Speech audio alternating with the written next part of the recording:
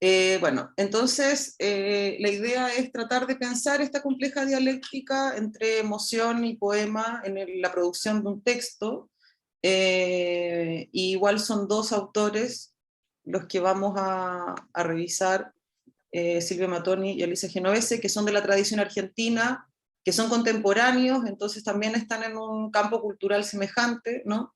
Y pensando bajo mi perspectiva el problema, ella, Alicia, desde la defensa o el énfasis en la emoción del poema, y Mattoni desde el énfasis en la técnica del poema, y sin embargo los dos se cruzan, ¿no? O sea, como que esa sensación de que cada uno parte defendiendo un cabo del asunto, se aproximan y se cruzan, y en ese cruce dialógico es como para mí está de alguna manera el nudo del problema, ¿no? Entonces, en general yo parto mis sesiones y voy a seguir haciéndolo porque es una práctica que ha funcionado hasta ahora, leyéndoles citas del texto para refrescarles algunos momentos, ¿no? Para tratar también de dar una línea posible de lectura, y de ahí en adelante como que mi idea es que abrir, ¿no? el espacio y que ustedes puedan opinar o bien sobre las citas, o bien sobre el texto, etc.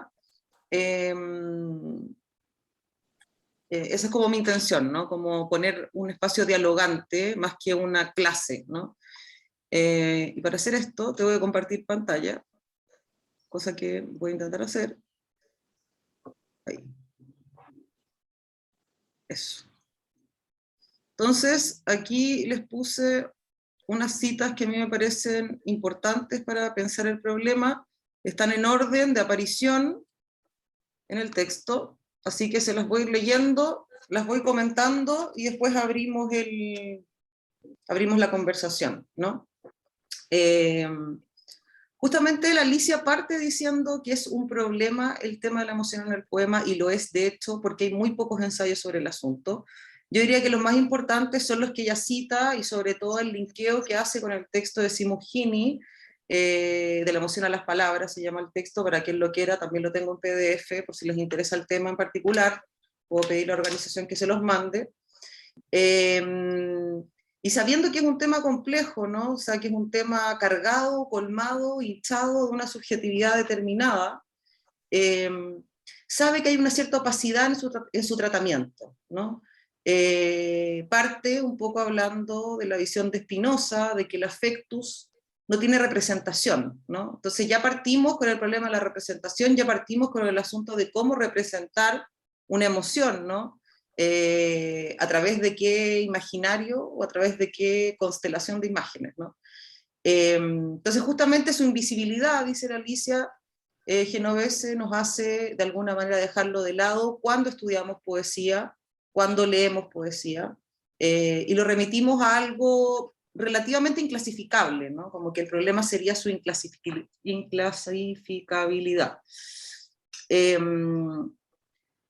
Los románticos del siglo XIX son probablemente la corriente que retoma el tema de la emoción, y sin embargo lo que nos queda de ellos, en términos, digamos, de sentido común, es esta sensación de que la emoción es un dramatismo, ¿no? Como si fuera una escenografía de la tristeza, de la melancolía, de la angustia, pero uno estudiando literatura o estudiando poesía y filosofía, o la relación entre poesía y filosofía, se da cuenta de que los románticos en realidad pensaron en una compleja dialéctica entre emoción y reflexión.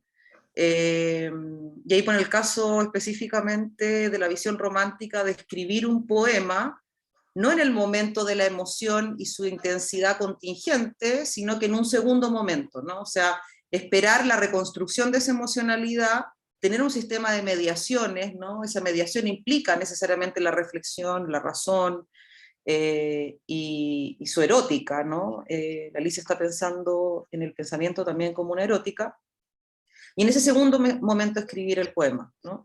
Ahora, ¿cuál sería el problema específico, ¿no? El problema específico sería una confusión. Cuando pensamos, y a esto remite esta cita, cuando pensamos en la emoción del poema, cuando pensamos en la emoción del poema, hay que tratar de separarlo de alguna manera del cliché, ¿no? O sea, pensar específicamente en la emocionalidad no tiene que ver con el cliché, si está bien elaborado el imaginario en torno a la emocionalidad. Entonces, esta cita remite a eso, ¿no?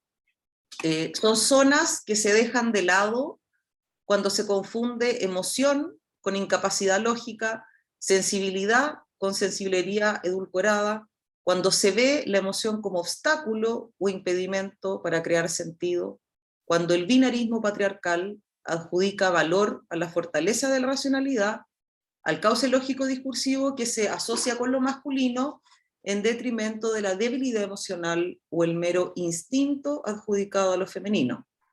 Pero la emoción, algo tan constitutivo de los seres humanos, no se agota en ninguna idea reduccionista.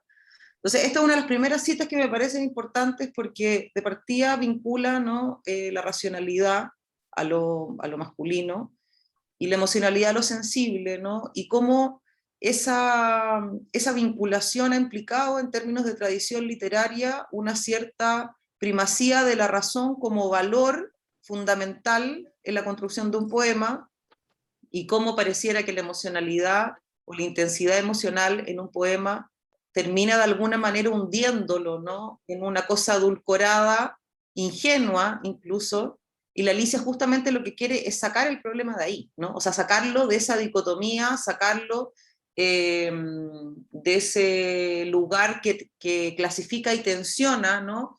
En torno a ciertos valores que radicalizan el problema de la reflexión, que para ella no está distanciado de la emoción, ¿no? O sea, pareciera que en el caso de la Alicia hay un tejido en el cual estos dos cabos se están tocando, ¿no? Se están interpenetrando.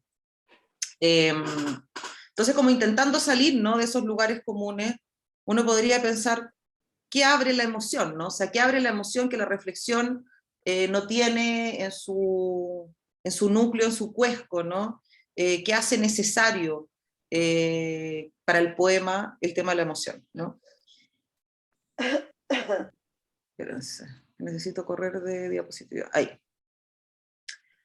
Hay algo en la emoción que compromete al sujeto, ¿no? O sea, como hay un momento en el que ella piensa cómo ocurre la poesía desde la mera razón o desde el laboratorio, que es el temor que tiene la Alicia, ¿no?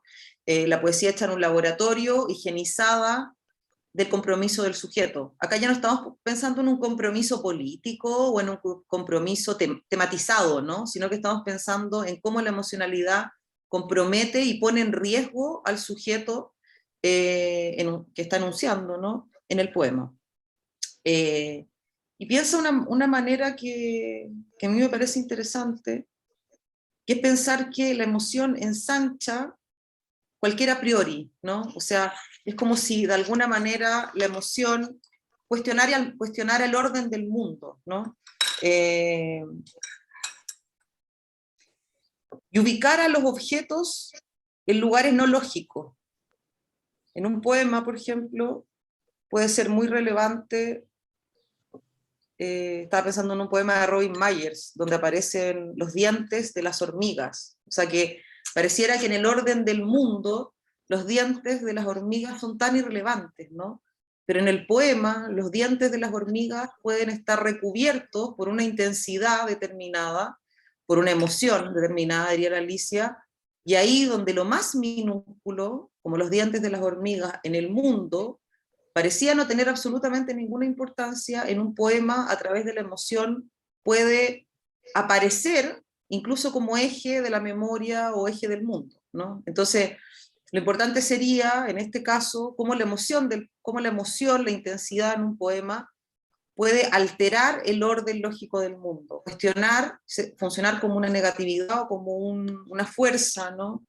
Que cuestiona, dice la Alicia, el cogito cartesiano, o sea, que cuestiona el orden lógico, ¿no? Les leo la segunda cita.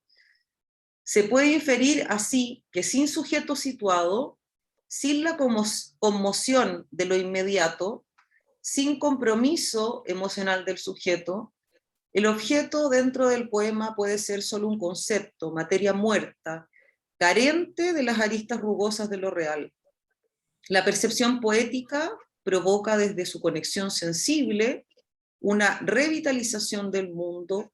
Su compromiso emocional puede desestabilizar lo que parecía quieto o demasiado estable en el saber aceptado en ese status quo sin interrogantes. Entonces, acá lo interesante es cómo aparece la emoción como cuestionadora de mundo, ¿no? O sea, una, de alguna manera, forma de alterar o de reorganizar el mundo en torno a la emoción, ahí donde el sujeto cartesiano tenía más o menos, o sea, estamos pensando en el sujeto del pienso luego existo, ¿no? En ese momento del sujeto moderno, que es el que está cuestionando, según la Alicia Genovese, la emoción, ¿no? Y cómo el poema, en esa intensidad emocional, que de alguna manera implica otro orden del mundo, nos ofrece un mundo distinto al que estamos acostumbrados, ¿no? También la emoción de alguna forma en el poema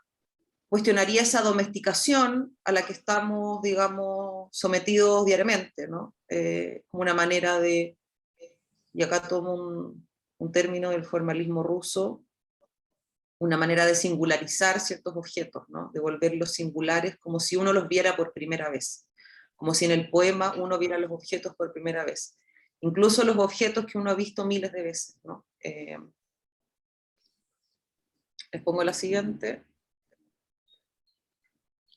Y bueno, el punto acá, en el texto en particular, para ella, es la relación entre imagen y emoción, ¿no? O sea, en la tesis de la Alicia Genovese, la emoción está contenida en una imagen, ¿no?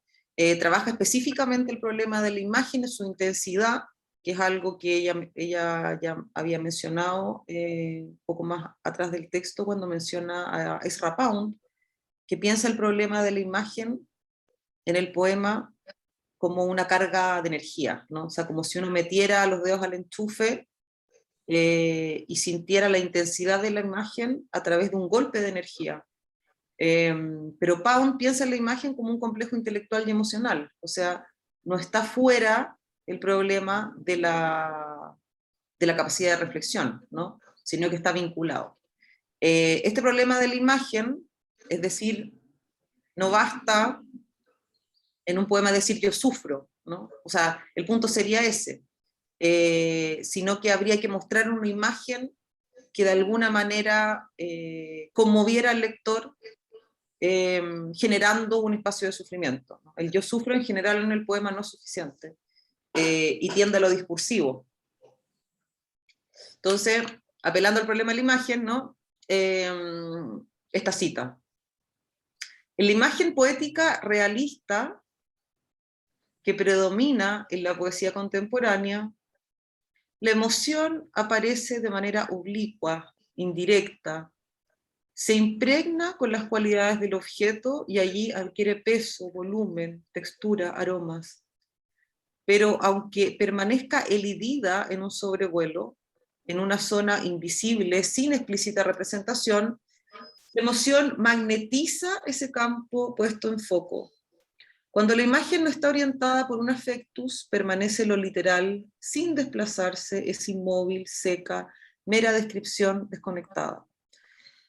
Me parece que acá como que es muy importante pensar la emoción como un lugar de magnetismo, ¿no? Es como si la emoción imantara los objetos que estaban muertos de alguna manera en el lenguaje, ¿no? O sea, silla, casa, ríos, pelotas, perros, qué sé yo, y la emoción funcionara como un imán. Sé que sigue entrando gente, ¿no? Como que eso me genera una interferencia, pero como si la emoción funcionara como un imán que moviliza esos objetos, ¿no? Que les da cuerpo, volumen, textura, etc. Entonces también ahí hay una manera de pensar la emoción, ¿no? La emoción como un imán, de alguna manera, que genera una constelación que imanta el texto, que imanta las palabras y sus objetos, ¿no? Y claro, su tesis sería, durante todo el texto, que si la imagen no está imantada a través de este afecto o a través de esta emoción, se queda en una cierta literalidad sin desplazarse. O sea, el problema sería el tema del movimiento, ¿no? Hacer imágenes no es tan complejo. Construir imágenes no es tan complejo, en términos poemáticos estoy pensando, ¿no? El punto sería que esas imágenes se muevan, ¿no? O sea, que se muevan a tal punto que logren conmovernos, que se muevan a tal punto que logren tocarnos, y que se muevan a tal punto que exijan la detención, ¿no? Del ojo, o sea, que exijan que nosotros de alguna manera nos detengamos en su lectura.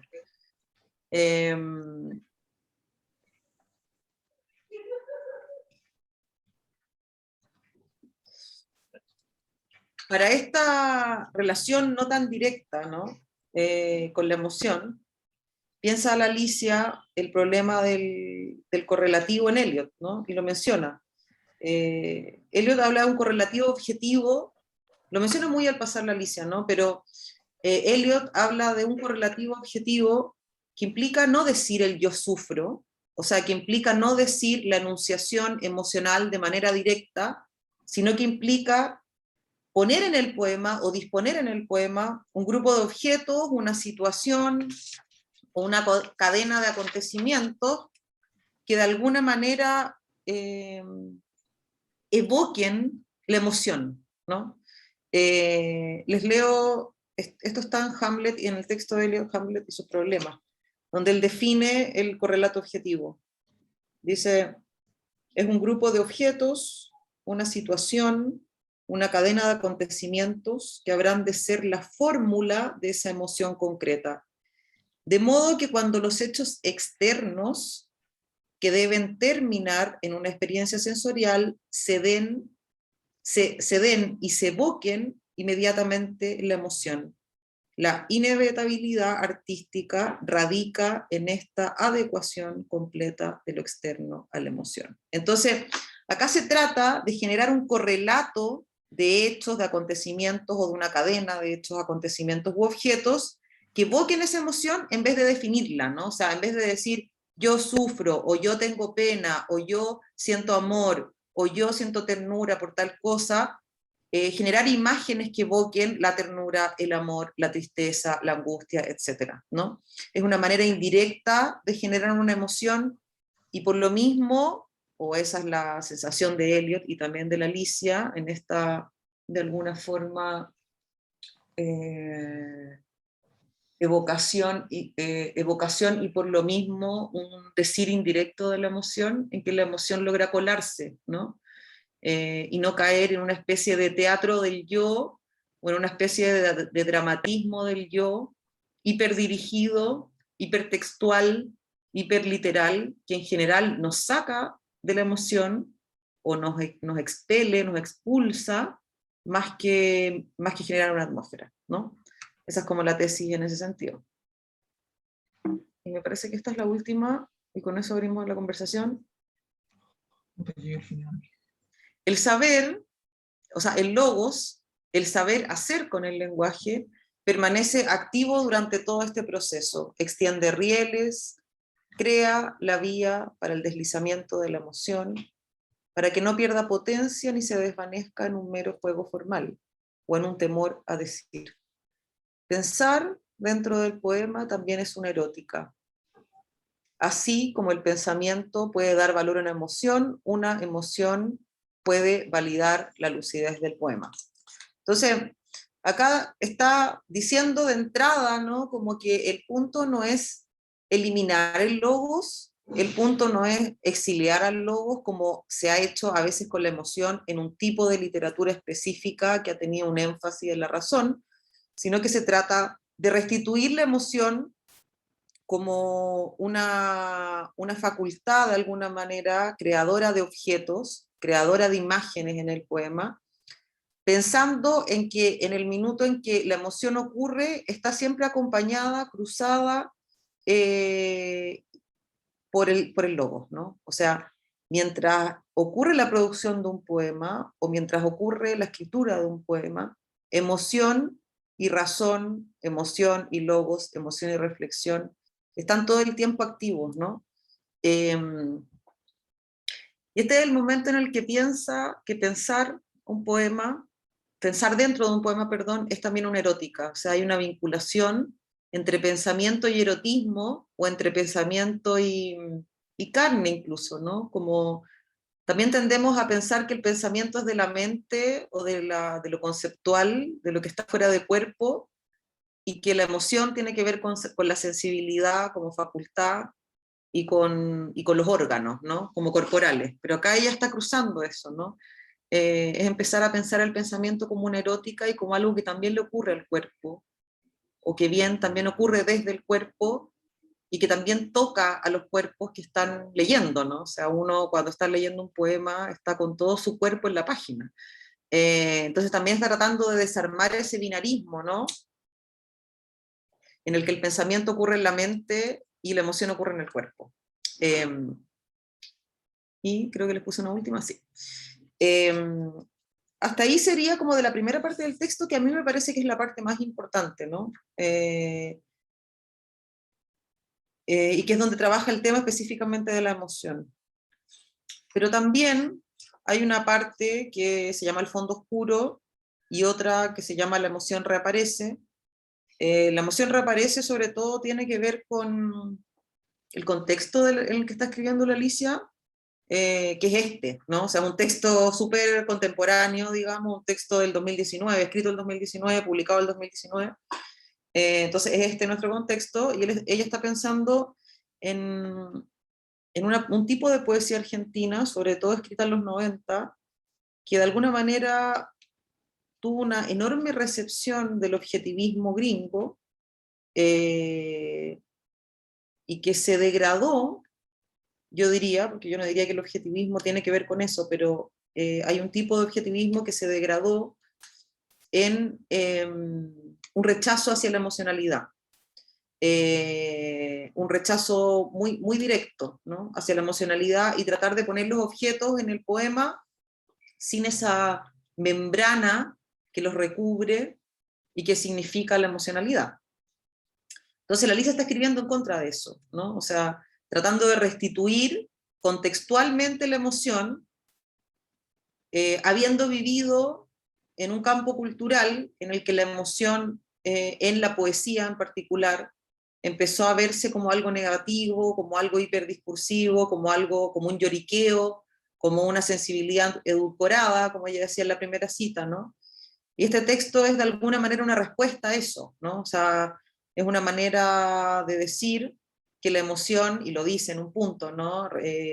Como revive como un ave fénix siempre en la poesía, a pesar de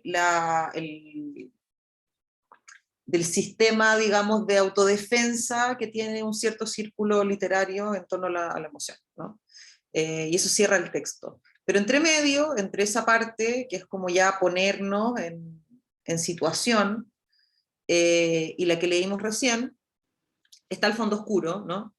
Donde ella trata de pensar que la emoción no es un lugar, no es un espectáculo del yo, ¿no? O sea, como que creo que le interesa mucho ese punto.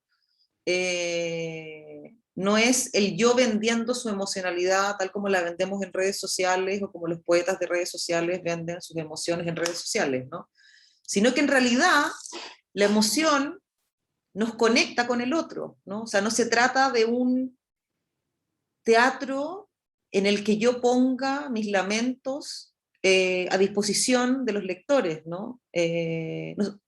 Si de algo se trata, no es de eso, ¿no? Sino que se trata de un poner en riesgo. Y esa puesta en riesgo, de alguna manera, es una puesta en riesgo que nos vincula con lo humano, porque todo lo humano está puesto en riesgo, ¿no? Les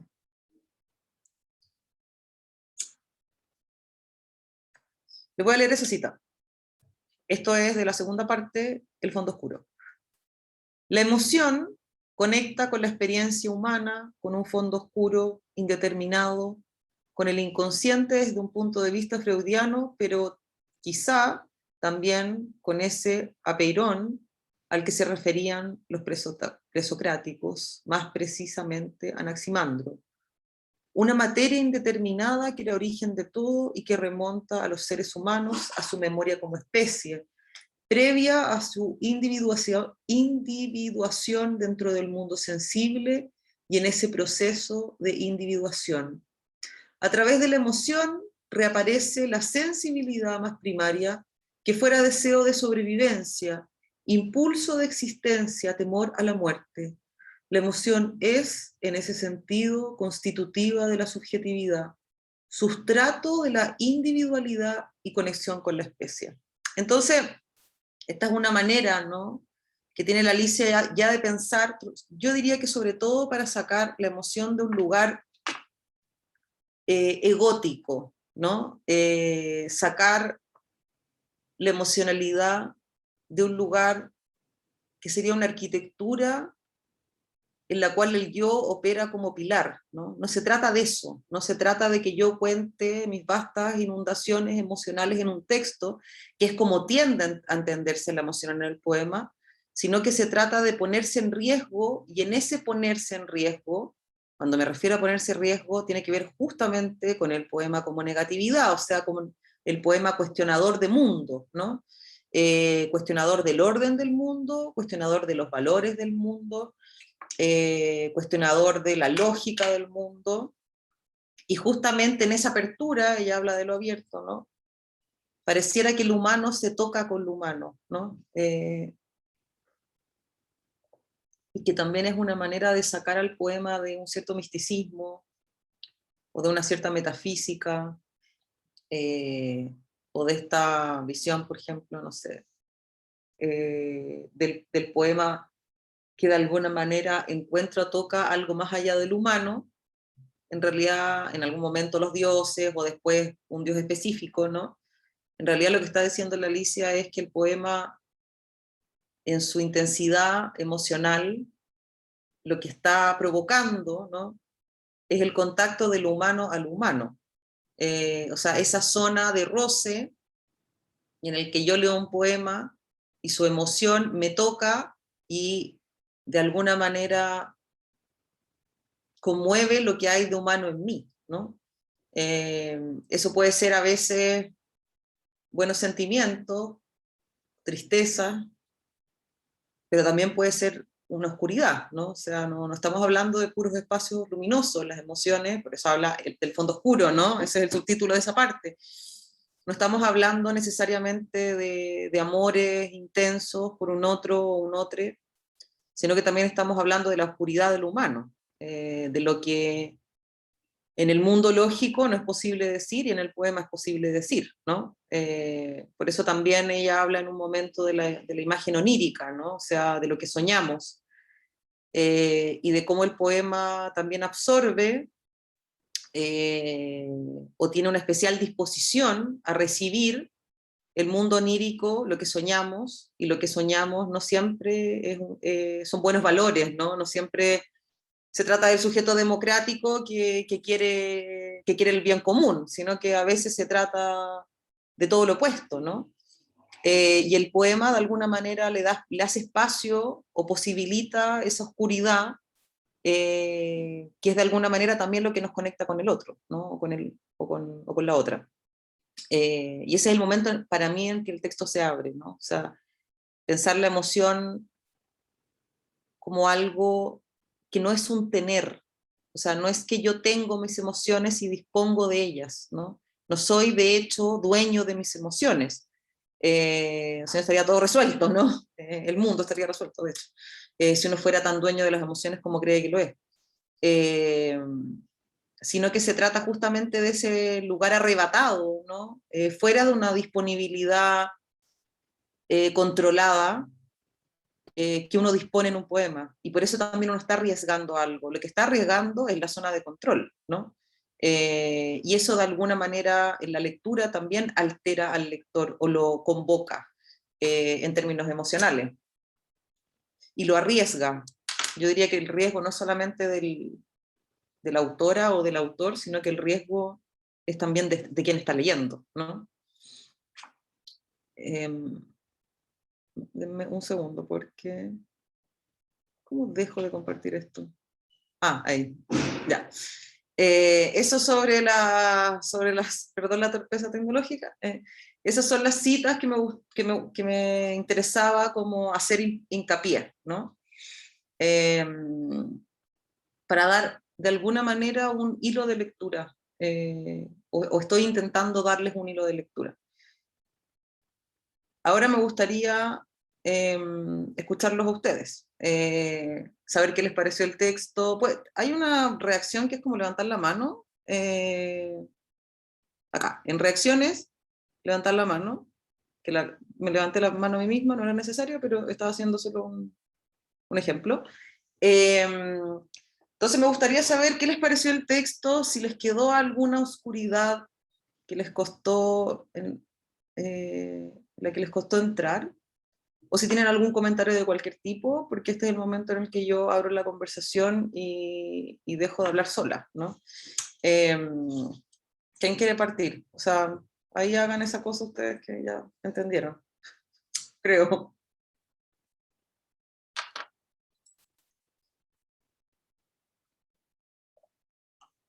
Mm.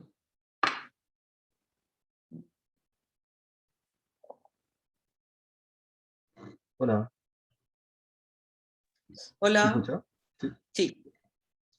Eh, lo que más me pareció interesante y con lo que más también concuerdo es justamente este, esta lectura que hace del lugar oscuro, cuando hace alusión como al indeterminado, al inconsciente. Eh, porque claro, más adelante habla como de una emoción genuina, sin importaciones retóricas, ¿cierto? Que ha quedado fuera de ese discurso que solo enmascara y busca subterfugios para no decir. Entonces, como contrastando con el párrafo anterior, el de la oscuridad, quizás yo apostaría porque no se puede acceder a la emoción general. No se le puede poner nombre siempre tampoco y no se la puede describir con la claridad que uno quisiera. Eh, y por otra parte, me parece que el texto en determinado momento llega a tener una visión sumamente como salvífica de la poesía, como ¿Cómo qué, mesiánica, disculpa? ¿Cómo como qué? salvífica, Ya, sí. como con esta conexión con el resto, y quizá es una visión de, de sumo trascendental de la experiencia poética, o de la experiencia escritural. Y en ese sentido, no sé, quisiera proponer también, o sea, obviamente que esto ya está más que dicho, pero que la poesía también es experiencia estética, y, y también puede como solo ser experiencia estética, no necesariamente como buscar una forma de trascender o de hacer que nos conectemos entre individuos. Como quizás preguntar, dejar una fisura para ver a la poesía no en términos trascendentales, sino en términos estéticos.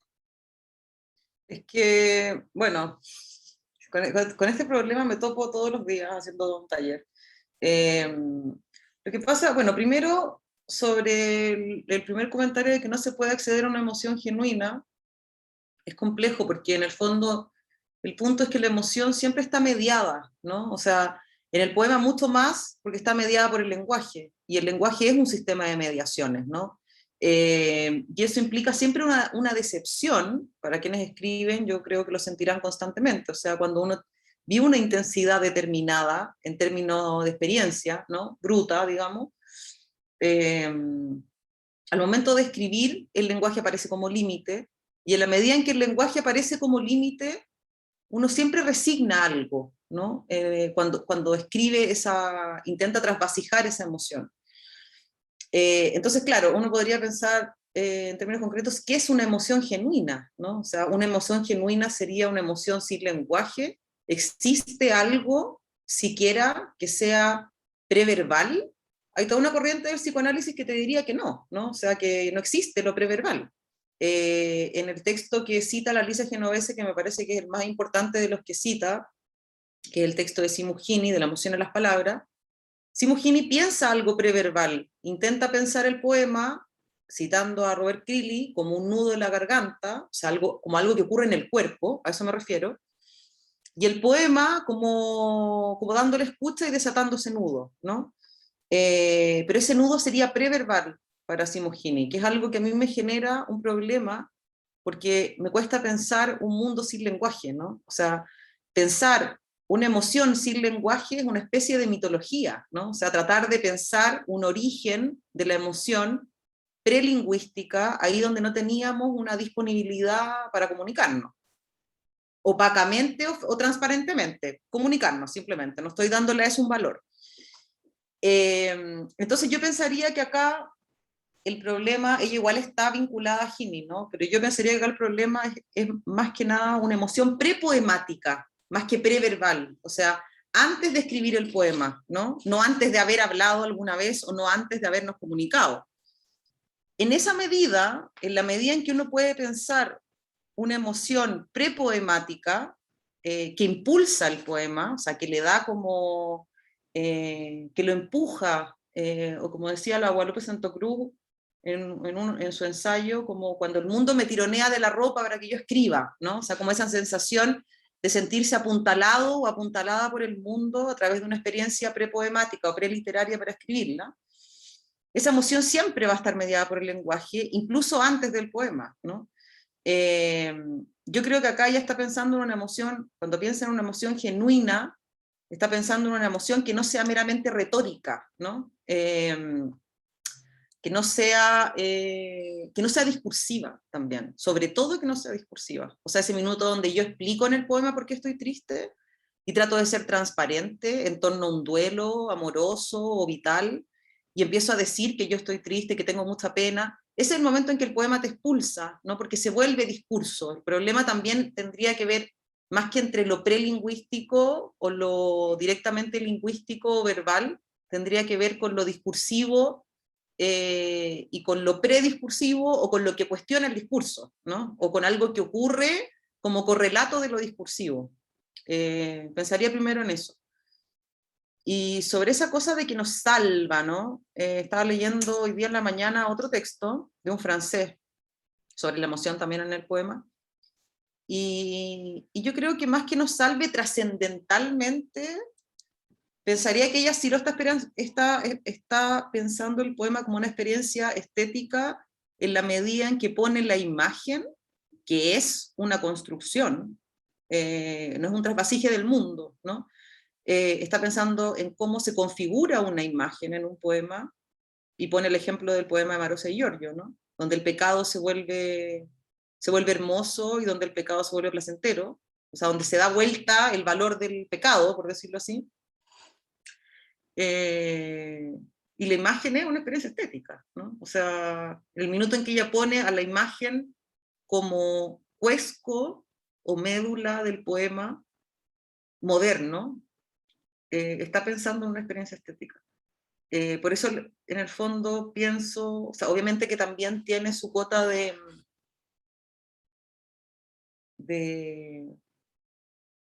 un lugar no formalizable. Se está apelando a la emoción, necesariamente es algo muy difícil de formalizar, ¿no? Pero yo diría que no está pensando en el contacto con lo divino, por ejemplo. Cuando hablamos del fondo oscuro del humano, uno podría hablar del inconsciente, que lo menciona, ¿no? Específicamente, o de esa oscuridad que nos hace humanos, ¿no? O sea, que hace que seamos nosotros mismos un juego de luces, y la poesía apelando de alguna manera a ese juego de luces. Yo diría que, bueno, lo que decía que lo estaba buscando, pero lo que decía este ensayo que estaba leyendo hoy día en la mañana, que es de un surrealista francés, es que el poema efectivamente nos salva, pero no nos salva como viene a salvarnos el Mesías, ¿no? Como que es otra relación de salvación. Les digo al tiro cómo se llama el texto. Es de Pierre Reverdy, y el texto se llama Es emoción llamada poesía. Está en internet completo. De hecho, lo saqué de internet. Espérense. Se los voy a anotar acá ya.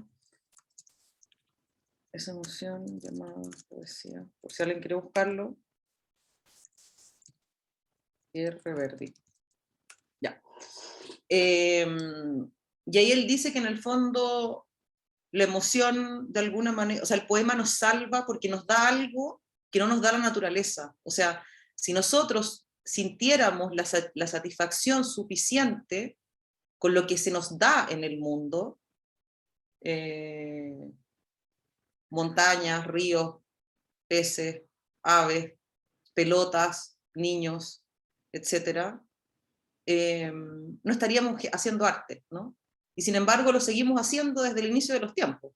Entonces hay algo ahí que nos da el poema y que no nos da el mundo, ¿no?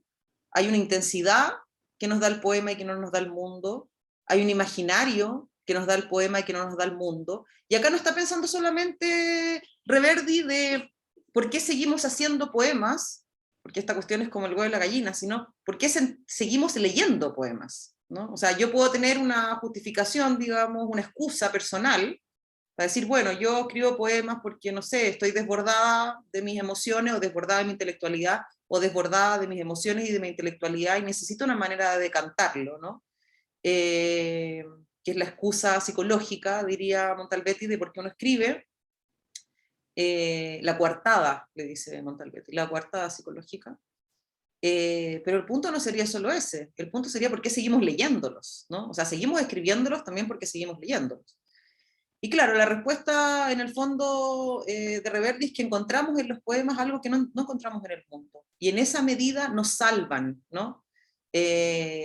Pero esa salvación no tendría que ver con superar lo humano, o no tendría que ver con la trascendencia, ¿no? Como esta visión de, bueno, planta un árbol, ten un hijo y escribe un libro, y eso va a implicar de alguna manera que uno va a trascender su nombre propio, va a trascender su familia personal, va a trascender su biografía, etcétera, que a esta altura parece como ya ridículo, ¿no? Que la gente siga repitiendo ese dicho, sino que tiene que ver con una salvación cotidiana, ¿no? Entonces también es sacarle ese peso, ¿no? A la palabra, sacarle el peso cristiano, digamos, de alguna manera.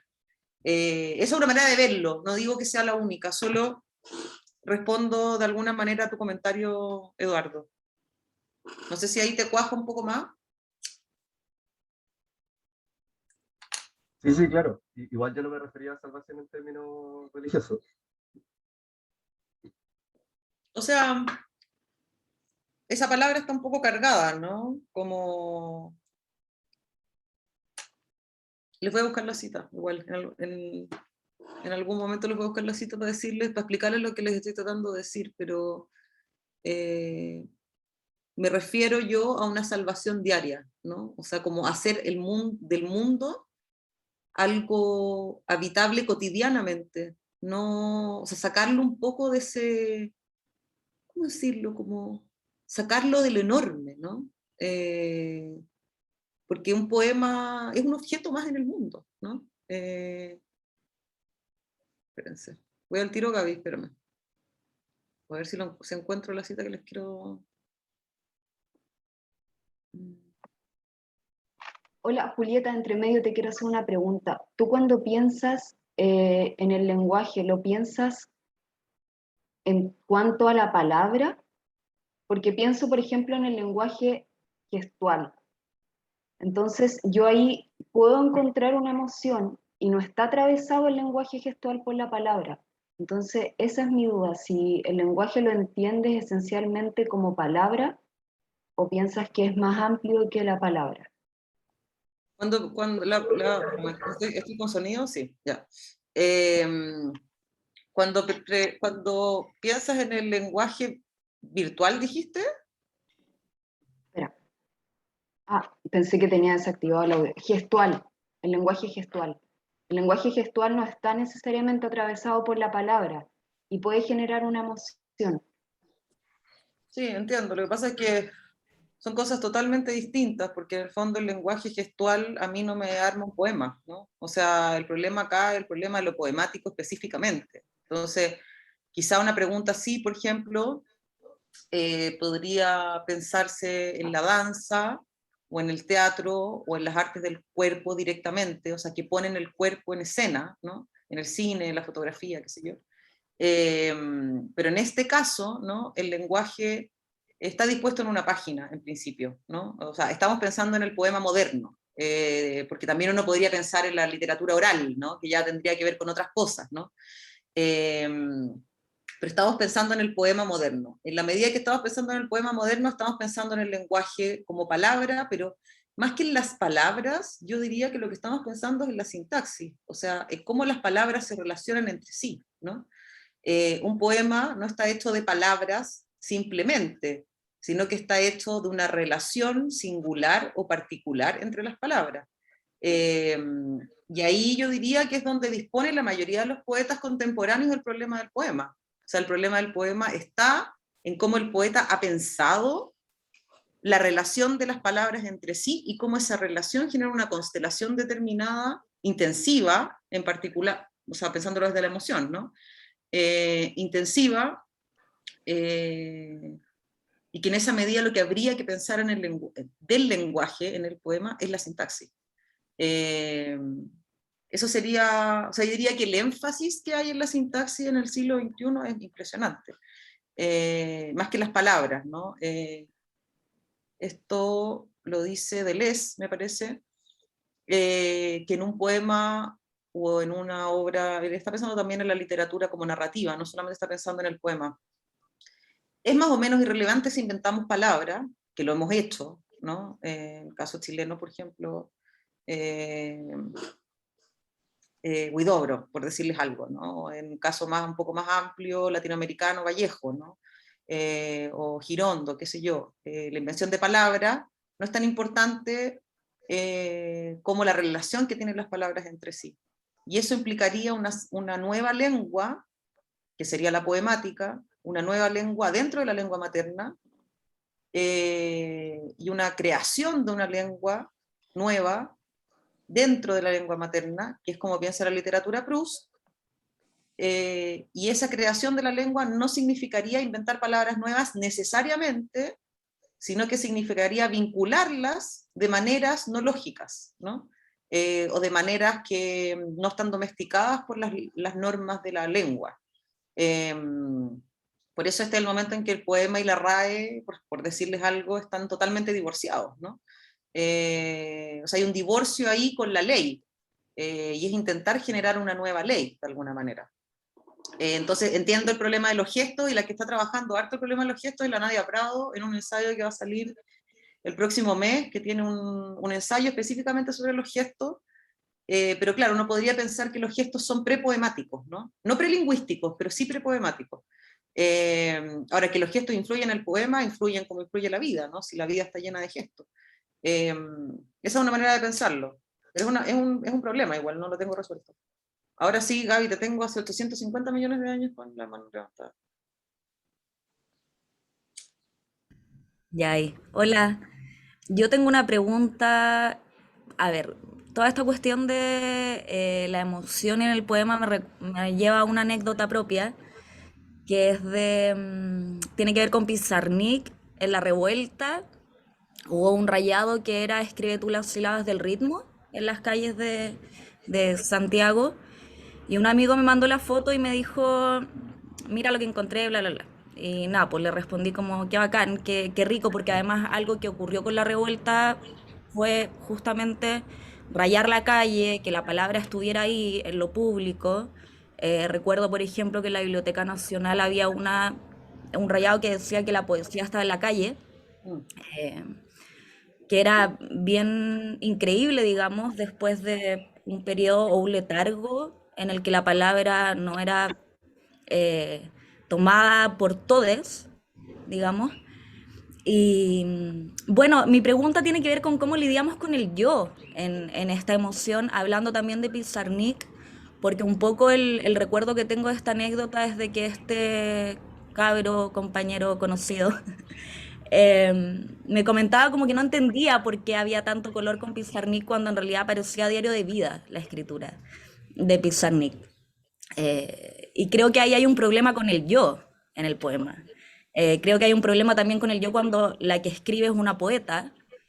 Y creo que también tiene un problema porque además está como actuando toda esta dialéctica o disputa entre la emoción y la técnica en el poema, donde la emoción además pasa a estar coartada por un grupo o un grupete de varones en general que cuartan, digamos, hasta dónde llega o hasta dónde puede posiblemente llegar esta emoción, ¿no? Y que no se convierta en una emoción con estos matices más, no sé, pienso yo como telenovelescos, ¿no? Que apelan como a la sensiblería, al cliché.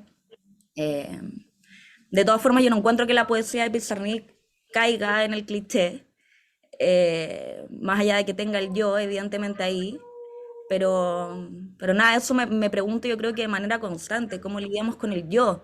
En la poesía también lo pienso después de leer a poetas chilenos como Kurt Folt, por ejemplo, que elude de repente bastante el yo, o sea, casi que escapa. Mm. Sí, espérense. Acabo de encontrar la cita, no sé si se las puedo poner, pero no. Ah, sí. Sí, entiendo, o sea, entiendo. Mira, primero le voy a leer la cita porque ya como no me desespera estar como con un pendiente. Esto es lo que les decía de Reverde, y contesto tu pregunta, Gaby. Dice, otra cosa, Baudelaire dijo poco más o menos en términos mejores que los que tengo bajo los ojos, que a él, en el arte, no concebía la belleza sin la idea de la desdicha, de morbidez o de sufrimiento. No es en absoluto lo que yo pienso. Por el contrario, creo que el fin del arte, la función del arte, no consiste en hundir aún más al hombre en su miseria, su afición o su tristeza, sino en liberarlo de ellas, en darle una llave de salida, levantándolo del plano real, pesadamente cotidiano, hasta el libre plano estético, pongo el énfasis en estético por lo que decía Eduardo, donde el artista se iza a sí mismo para vivir y respirar, ¿no? Entonces, en el fondo es como el mundo ya nos tiene un hundimiento suficientemente pesado para pensar que el arte nos va a hundir, ¿no? A eso me refiero con salvar cotidianamente al sujeto. Incluso ahí donde uno se encuentra con su propia oscuridad, pensaba en algo que dice, o sea, que he escuchado varias veces decir a la Rosabetti Muñoz, que es una poeta chilena, para quienes no la conocen, que enseña poesía a adolescentes, y ella en un minuto dice como que los adolescentes no encuentran el sentido en el mundo porque están adoleciendo constantemente, o sea, es como la definición de un adolescente, alguien que lo está pasando pésimo, ¿no? Entonces, justamente como lo está pasando pésimo, la poesía es una especie como de cántaro de sentido o de reservorio de sentido en la que encuentran las mismas contradicciones que ellos viven cotidianamente, ¿no? Con su cuerpo, en términos hormonales, cómo el cuerpo está modificándose, cómo eso significa cierta rajadura, ¿no?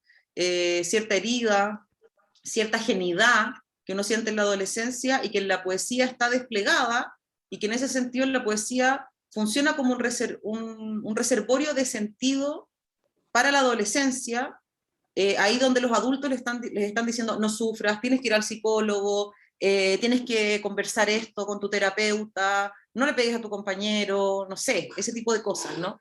Y ahí hay un salvataje que es cotidiano. Hago el link de manera poco creativa, pero creo que de alguna manera Pizarnik a muchos nos funcionó como ese reservorio de sentido en la adolescencia, ¿no? Era un lugar en el que veíamos a un otro sufriendo, gracias Minerva por ese corazón, donde nos veíamos, donde estábamos sufriendo, y en Pizarnik encontrábamos un espejeo, ¿no? Donde ese sufrimiento no solamente era posible, incluso necesario, sino que también donde era comunicable, y donde se podía volver un objeto artístico, ¿no? Esa es una manera adolescente de leer a Pizarnik, y creo que tu compañero o amiga, no sé, tiene que volver a leer a Pizarnik, y creo que todos deberíamos volver a leer a Pizarnik en la adultez, cuando ya no estemos padeciendo, y cuando ya no seamos adolescentes, y cuando ya no estemos buscando ese reservorio de sentido de un adolecimiento diario, cotidiano y físico, y empecemos a leer a Pizarnik, que puede leerse en capas, ya no como alguien que está escribiendo desde un yo cerrado, porque la gracia de Pizarnik es que su yo es totalmente abierto, ¿no? O sea, es oscuro, es opaco, en su contacto con el surrealismo es onírico, es inverosímil, o sea, hay poemas que no pueden, que no tienen un correlato en lo real, justamente por su condición, por su potencia onírica, y empezar a leer a Pizarnik también como una lectora. O sea, digo, cuando uno se sienta a leer los diarios de Pizarnik, que son los diarios, no estoy hablando del poema como diario, estoy hablando de los diarios como diario,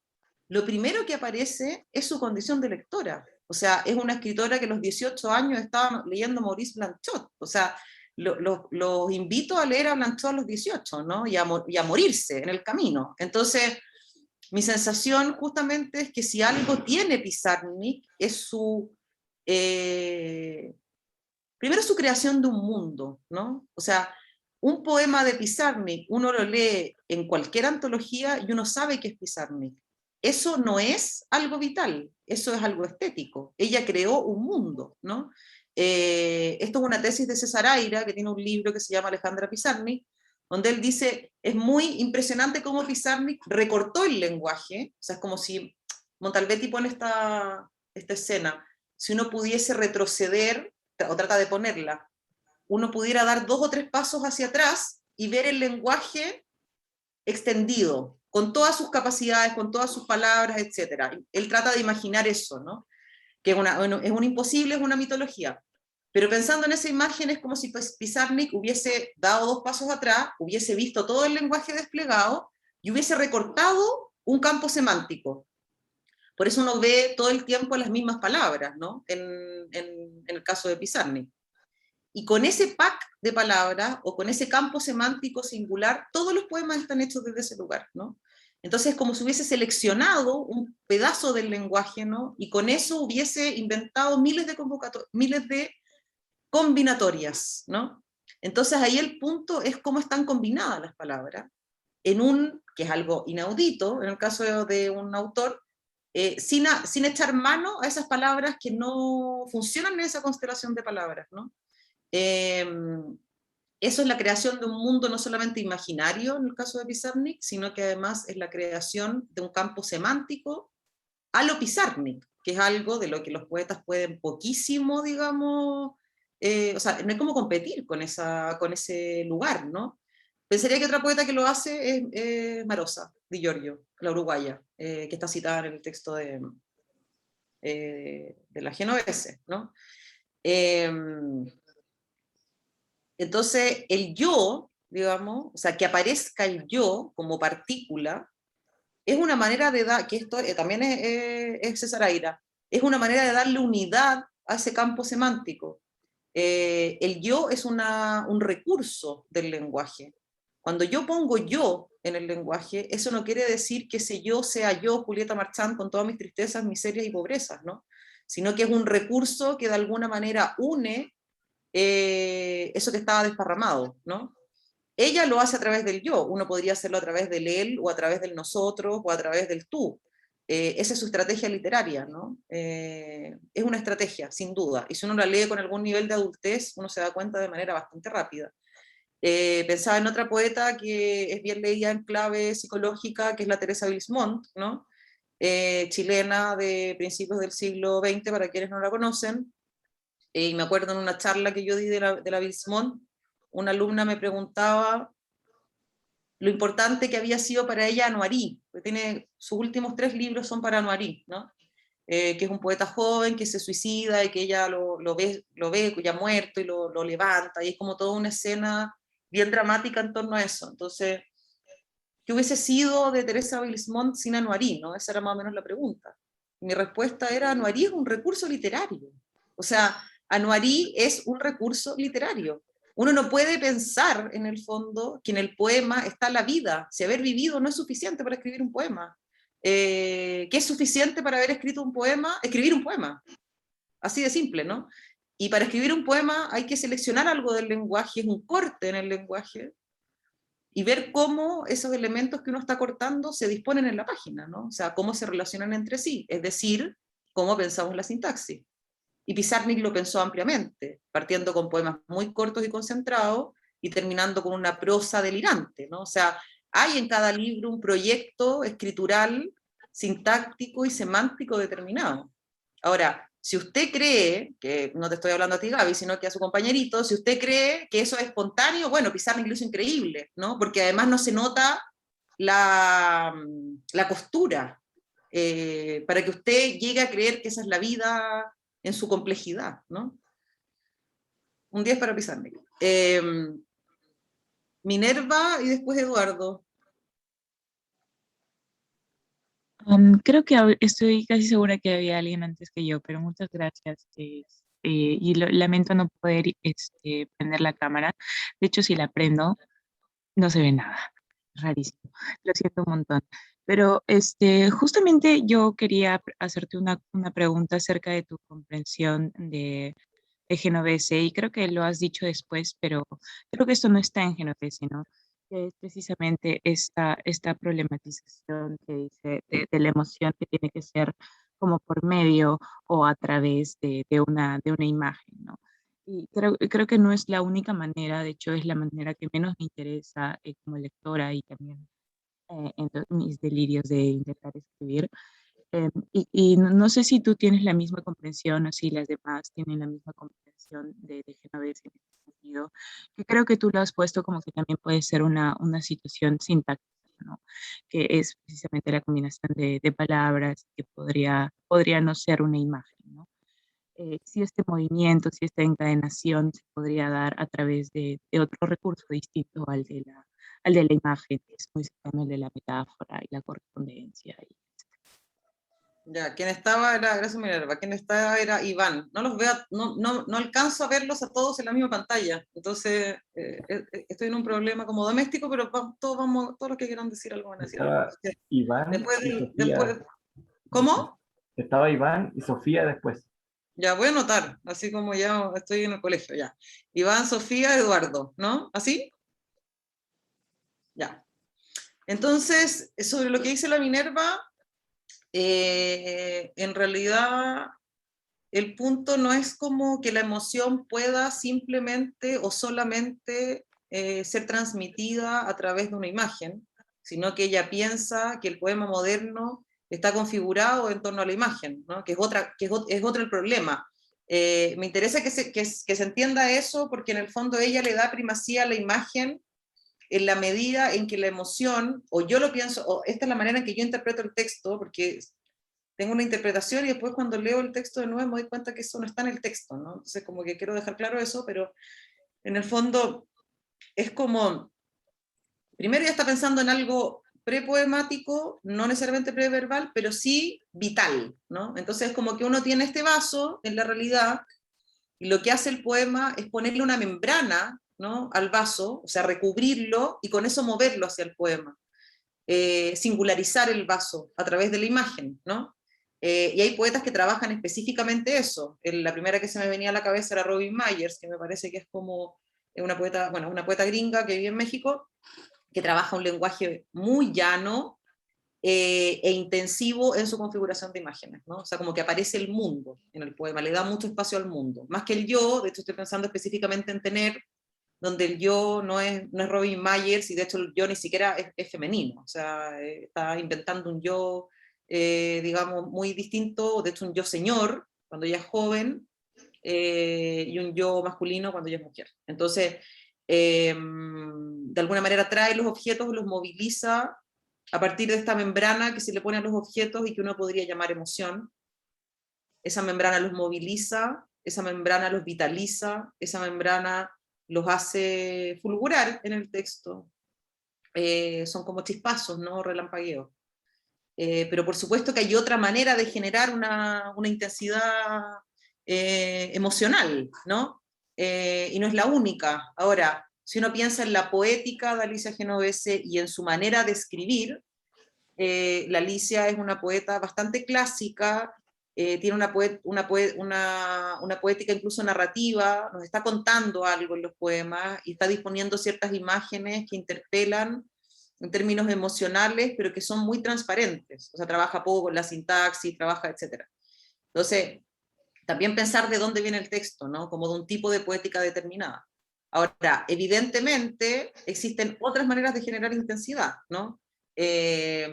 Y yo diría que una manera de generar intensidad era a lo que apelaba la Minerva, es a una sintaxis determinada y a una forma de extravío también. O sea, ahí donde uno en el poema no puede ver nada, ahí donde uno en el poema está totalmente ciego, porque no aparecen imágenes, ¿no? Sino que aparece una opacidad, una confusión, una especie de, ven como cuando uno trata de meterse al mar y te agarra la ola, ¿no? Te bota la ola, esa sensación, ¿no? O sea, hay poemas que son esa ola que te bota, ¿no? Y uno está como dando vuelta en la ola con el bikini en la cara, ¿no? O sea, como esa sensación hay poemas que lo provocan, ¿no? Y en general, y yo creo que es a lo que está apelando la Minerva, tiene que ver con la relación que las palabras tienen entre sí y con la confusión a la que te puede llevar un tipo de poema que es contraimagen, ¿no? Existe eso, no creo que la Alicia no lo tenga en mente, pero sí toma poetas que trabajan específicamente en la imagen, y ahí está Marosa de Giorgio, ¿no? Que es una poética súper narrativa, incluso vinculada a la fábula, ¿no? Y que está usando eso como estrategia. Por supuesto que no es la única manera. Ahora sí, Iván.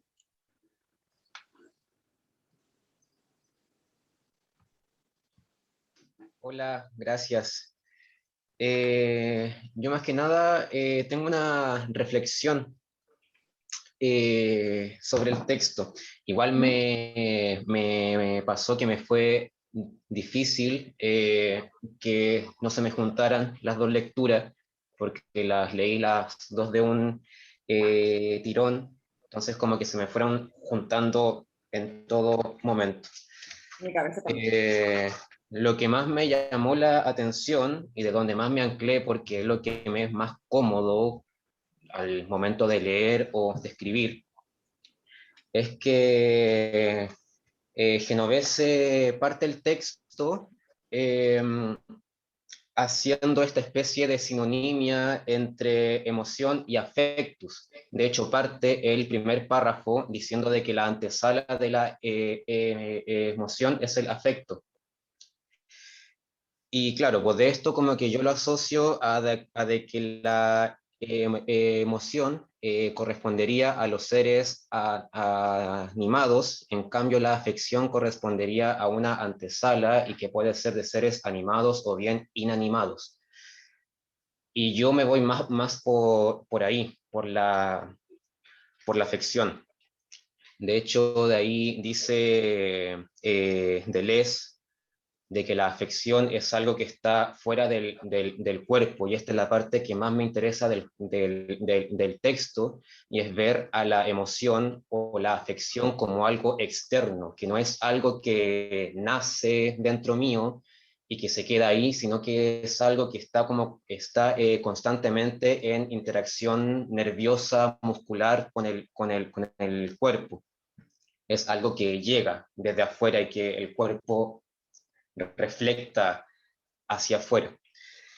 De hecho lo dice, el affectus, dice Deleuze, traza una línea melódica de variación continua que asciende o desciende según la predisposición vital y tiene la misma fuerza que el existir. Entonces me interesa esa especie de paralelismo que existe entre el existir y la afección. Y dice que son paralelos porque no son lo mismo, sino que andan por distintas vías. Y de ahí que pensaba de que, claro, pues el mundo está hecho de afecciones, materialmente. Y yo creo que ahí está un poco esta especie de confrontación que siempre ya en el caso más extremo que se hace entre poesía y ciencia.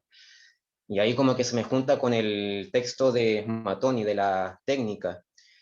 Y claro, pues como que el mundo está lleno de afecciones y el mundo funciona a través de las afecciones que tiene la materia con la misma materia o la materia con los seres.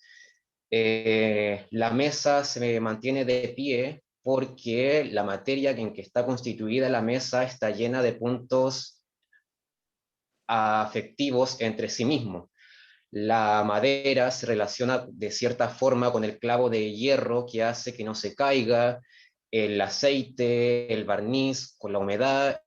Es como la afectividad de las materias lo que hace que el mundo se vea como lo vemos. Entonces, por eso me gusta de que la emoción no caiga dentro del yo, sino que sea la interacción del mundo exterior. Y claro, pues como que todo eso, lo que dije de la afección de las materias, el mundo occidental se encargó de quitarle esa sensorialidad a la poesía y se la llevó todo por el cauce de la ciencia. ¿Por qué la mesa no se cae ahora en el siglo XXI? Porque hay leyes físicas que hacen que no se caiga, pero en cambio en un estadio cultural precientífico, como los oficios del gótico, del medioevo, o bien los oficios precolombinos, claro, pues no era la ciencia, sino que era solamente la afectividad que había entre el ser y la materia, mediado por la técnica, que hacía que las cosas se mantuvieran afectivamente armoniosas. Entonces, eso me gusta pensar de que la ciencia nos ha despojado de esta sensibilidad con la excusa de las leyes físicas y que eso nos ha hecho ver la afectividad de una manera replegada y que la afectividad le corresponde solamente a los seres humanos, al mundo interno humano, al mundo femenino, en contraposición a este patriarcado científico físico, ¿cierto? Y claro, Sí, yo pero creo de... ¿Mm? yo tampoco satanizaría la ciencia, o sea, yo creo que O sea, hay alguien que ve la relación entre matema y poema, o sea, entre las fórmulas matemáticas y lo poemático, que es Badiou, el filósofo, y después lo retoma Montalbetti en el pensamiento del poema, y en realidad el matema también es una construcción creativa del humano, o sea, también los matemas tienen sus paradojas, y esto es algo que trabaja mucho Heidegger en relación a la técnica, o sea, pensar que la técnica es también un ponerse un objeto de estudio, también es un marco, también es un sistema de lecciones, como cuando hablábamos de que Pizarnik cortaba el lenguaje, el científico también corta el mundo para pensar un objeto en particular, pero hay un montón de objetos alrededor que generan contradicciones. Y el científico, no estoy hablando del difusor científico o no estoy hablando del profesor de ciencias del colegio, ¿no? Que son figuras distintas, estoy hablando del tipo que es un científico, también está inmerso en el mundo tratando de entender un orden, ¿no? Determinado a través de una relación creativa con el mundo, o sea, no es un mero ventrílocuo del mundo, ¿no? Eso por un lado. Y por otro lado, esta cosa de las cosas que se afectan entre sí está muy presente en Corpus de Nancy, donde él dice como que, incluso pone una escena, ¿no? Incluso cuando usted está sentado leyendo mi libro, totalmente quieto, todo el cuerpo está sintiendo todo el tiempo, ¿no? O sea, usted está sentado en una silla, bueno, el culo siente la silla, o las manos sienten el libro, ¿no? Incluso cuando uno no está en movimiento, no existe ninguna posibilidad de que el cuerpo deje de sentir, y él piensa en la relación, digamos, entre mundo y epidermis, ¿no? O sea, y piensa incluso el vacío, que es un poco, si uno el vacío uno le pusieron microscopio, ¿no? El vacío también está compuesto de cuerpos tocándose entre sí, ¿no? Todo el tiempo, y esos cuerpos tocándose entre sí limitan con mi cuerpo, ¿no? Y mi cuerpo a su vez está lleno de órganos que limitan entre sí. Entonces tratar de pensar el mundo como una serie de materias afectándose, me parece que es algo que está mucho en Nancy, y algo que también está desde el nacimiento del sujeto moderno en Kant, ¿no? O sea, como que Kant en un momento dice como, bueno, no es posible dejar de sentir, uno está sintiendo todo el tiempo, ¿no? A veces más consciente o a veces menos consciente, pero si uno está haciendo nada en la cama, bueno, uno siente en el cuerpo la cama, la sábana, la frazada, lo que sea, ¿no? O sea, la sábana me está afectando a mí, yo estoy afectando a la sábana, la atmósfera me está afectando a mí y yo a la atmósfera, ¿no? Entonces pensar el mundo como una zona de contactos entre cuerpos es algo que ha pensado la poesía y que ha pensado también la ciencia, ¿no? O sea, como que ahí también hay una relación no tan exótica entre ciencia y poesía. Ahora, claro, otra cosa es volverse un técnico de la ciencia, ¿no? Que eso es lo que Heidegger está criticando, ahí donde domesticamos la naturaleza, pensamos que somos dueños de la naturaleza, pensamos que podemos administrarla en toda su intensidad, y el poema dice, bueno, no podemos administrarla en toda su intensidad, ¿no? O sea, la gracia del poema es ese, ¿no? Que deja la paradoja abierta, ahí donde la ciencia o un tipo de ciencia determinada quiere anudarla. Pero O sea, yo creo que nos damos cuenta todos hoy que la ciencia tiene su paradoja con el COVID, o sea, es como más o menos evidente lo que está ocurriendo, ¿no? Entonces, como que trataría de no satanizar tanto la ciencia desde ese lugar, y les recomiendo mucho el texto sobre el poema y el matema de Badiou, que se llama ¿Qué es el poema y qué puede decir de la filosofía? Está en el manual, en el pequeño manual de Inestética. Eso, ya vamos a avanzar porque... Sofía. Sí, bueno, antes que nada, muchísimas gracias, Julieta, por esta posibilidad de conversar contigo y con todos los compañeros. Nada, quiero ser breve porque estamos repasados de tiempo. Un comentario nada más, me parece como súper interesante también correr el pensamiento sobre la emoción de la vivencia, ¿no? Recuperando un poco esa distinción que trabajaba Benjamin, ¿no? Entre vivencia y experiencia, y me parece que viene a, digamos, como acompañar muy bien toda esta reflexión que hace Alicia en el texto. También pensaba cuando lo leía, si no lo conocen, para quienes por ahí se están introduciendo en el tema, en este librito de Didi Uberman, en donde trabaja justamente estas ideas de Deleuze, que comentaba recién el compañero, ¿no? Y nada, me permito leer una cosita para quienes por ahí confunden toda esta cuestión del yo, ¿no? Y dice acá, la emoción no dice yo, en primer lugar, porque en mí el inconsciente es mucho más grande, más profundo, más transversal que mi pequeño y pobre yo. Luego, porque alrededor de mí, la sociedad, la comunidad de los hombres también es mucho más grande, más profunda y más transversal que cada pequeño yo individual, ¿no?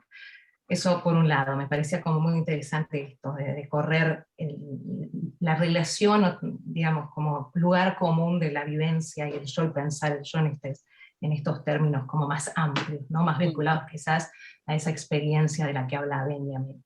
Eso por un lado. Por el otro, me encanta esta cuestión de pensar el movimiento de la imagen, o sea, la emoción como ese imán, que trabaja con ese movimiento de la imagen, y pensaba, y esta es una pregunta, Juli, digamos, si en esas fuerzas, o en esos como puntos de fuga que atraviesan el poema, está por supuesto lo que atrae, pero también lo que rechaza. De hecho, vos hablaste, ¿no? Como de lo que se expulsa, ¿no? Y pensaba en una palabra que no surgió en nuestro encuentro de hoy, que es el silencio, ¿no? Y pensaba hasta qué punto no puede ser también el silencio parte de esas fuerzas que componen y que trabajan en el movimiento del poema, y en el movimiento de las imágenes, por supuesto, del poema. Bueno, Sí. corto acá porque no estamos muy justitos, pero muchísimas gracias. De nada. Bueno, la gente que estaba en mis clases, que acá hay talleristas míos, mis talleres duran 3 horas, o sea, yo siento que llevo 5 minutos hablando, la verdad, y no me callo nunca, entonces voy a cortarlo en la segunda Sofía. Minerva me pone puros corazones porque ha estado ahí padeciendo esas 3 horas. Y si quedan con preguntas, lo trabajamos el próximo sábado. Pero el problema del silencio es un problema importante porque cuando uno piensa la sintaxis, o sea, el trabajo de la sintaxis en el poema, en el fondo, la sintaxis nos genera, la sintaxis regular, la normada por la RAE, nos genera la sensación de enunciados completos que dan cuenta de un mensaje completo, ¿no? Cuando el poema trabaja la sintaxis, por ejemplo, un trabajo que lo piensa, leíste texto ayer y ya no me acuerdo, espérense. ¿Quién lo trabaja? Bueno, me voy a acordar un ratito. No lo soporto. Una manera en que piensa el poema la sintaxis a través del encabalgamiento, ¿no? Es decir, cuando un verso se corta en la mitad y pasa al siguiente, ya sé quién lo piensa, Agamben, en el final del poema, piensa el problema del encabalgamiento. Y ahí hay una manera de hacer silencio o de generar un hueco en un enunciado completo, ¿no? Y eso genera una intensidad determinada. El encabalgamiento, yo diría de hecho que como recurso poético, sobre todo desplegado desde el barroco español en adelante, aunque también mucho en la poesía italiana, del estilo novo, la poesía provenzal, tiene esa relación de generar una interferencia en la sintaxis que crea un silencio como relámpago, ¿no? O sea, no estamos hablando de un silencio, digamos, oriental, ¿no? Que es otra manera de pensar el silencio. Yo lo estoy pensando occidentalmente. Y la que también piensa ese problema es Denise Levertov, la poeta norteamericana, cuando piensa el problema de la grieta. O sea, ella piensa que en los poemas uno puede dejar una grieta de sentido, o sea, algo incomprensible, algo que queda en el fondo en una especie como de indecibilidad, y que el éxtasis para ella del poema es saltar esa grieta. Saltarla como sea, ¿no? Saltarla desesperadamente, saltarla sin comprenderla, saltarla... Sí, el final del poema se llama. El final del poema. Minerva, ¿estáis ahí? Sí, claro, ¿Podéis anotarme esto en un WhatsApp y les mando todo por mail? claro que sí. Gracias. Como el de Pierre Verdi, el final del poema, porque si no después se me van a ir. El de Simo Gini también. El de Levertov. Entonces, Levertov piensa la grieta, que podría ser una manera de silencio de sentido, como algo constitutivo del poema. Y ahí hay una manera de hacer silencio que genera una intensidad, no es un reposo, no es un descanso, ¿no? Es ese momento en el que yo no comprendo. Y cuando yo no comprendo, la cabeza, esto es Kant, desea comprender, ¿no? O sea, la cabeza tiene una avidez por comprender. Y esa avidez genera una intensidad determinada. Es una manera de pensarlo a través del encabalgamiento, a través de la grieta, el Levertov, y también a través de la disposición en la página, ¿no? O sea, esto ya es como Mallarmé, ¿no? O sea, como tratar de pensar el silencio como un vacío en la página, y cómo ese vacío forma parte del texto. O sea, no es una chaya o no es una pirotecnia del texto, sino que es una manera de hacerle lugar a eso que no puede decir el lenguaje, ¿no? Eso se me ocurre como entradas al problema. Bueno, y gracias, Sofía, por el recurso a Didi Uberman, que además es un autor fundamental, ¿no? Eduardo. Hola, sí, bueno, lo mismo, decir un poco lo que dijo Sofía. Bueno, dar las gracias por la instancia y hacer un pequeño comentario que me vino de una cita que hace Genovés cuando dice, se escucha bien, ¿cierto? Cuando dice lo de que la emoción en el poema permite como el ingreso de la negatividad, como que coartar esa emoción sería como no dejar ingresar ciertas como aspectos de lo humano que tienen que ver con lo negativo comúnmente.